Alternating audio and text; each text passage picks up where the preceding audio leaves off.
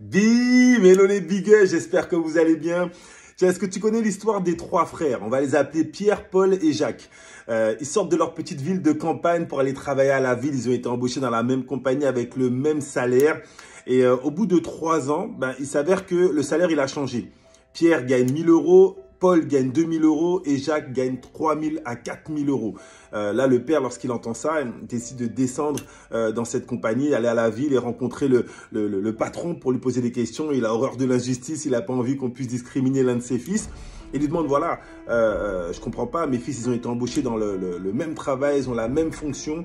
Et pourquoi ils ont des salaires différents? Expliquez-moi. Et là, le patron lui répond, écoutez, ne vous énervez pas, plutôt que de vous expliquer, je vais vous montrer.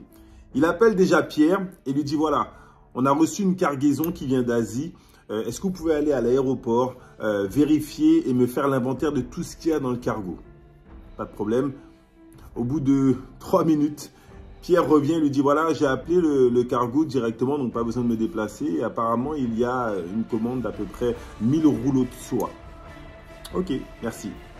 Ensuite, il appelle Paul et il lui fait exactement la même demande. Au bout d'à peu près 1h30, Paul revient et lui dit, voilà, je suis allé à l'aéroport, j'ai ouvert le conteneur et on a très exactement 1 000 rouleaux de soie, 500 lecteurs MP3 et 150 plateaux de bambou peints à la main. Ok, merci Paul. Et là, il fait venir le troisième, Jacques, et il lui fait exactement la même demande. Jacques, là, il prend plusieurs heures, il revient en fin d'après-midi. Et il dit à son patron, voilà, dans le conteneur, il y avait 1 000 rouleaux de soie. J'en ai profité pour appeler un de nos fournisseurs. Ils en voulaient 60 euros. Je lui ai proposé à 75 euros. J'attends qu'il valide sa commande demain matin. On avait également 500 lecteurs MP3. Là, avec un coup de fil, je les ai placés chez un autre de nos fournisseurs avec une marge de 8 euros direct. Et il y avait également 150 plateaux de soie peints à la main. La qualité, elle n'était pas très bonne. Donc, finalement, je les ai laissés. Et là, le patron appelle le père et lui dit, est-ce que vous avez compris ce qui s'est passé? Pierre ne fait jamais ce qu'on lui demande. Paul fait toujours exactement ce qu'on lui demande. Et Jacques fait toujours beaucoup plus que ce qu'on lui demande.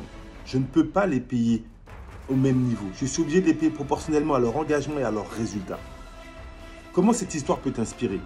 La vraie question, comment toi tu es dans ta vie? Est-ce que tu es plus Pierre, Paul ou Jacques? Ou plutôt, je vais te poser une autre question.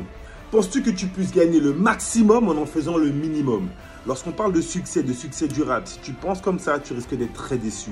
Dans la vie, dans le sport, dans les affaires, les personnes qui réussissent sont celles qui sont prêtes à se lever plus tôt, à se coucher plus tard, à faire le kilomètre de plus, à travailler plus que les autres, à se donner beaucoup plus, à payer le prix pour la qualité de vie à laquelle ils aspirent. Alors, à toi de te poser les bonnes questions ou bien de faire un upgrade au niveau de ta façon de penser parce que ça commence d'abord dans le cerveau. Qui es-tu pour ton propre succès? Biggest in my mind.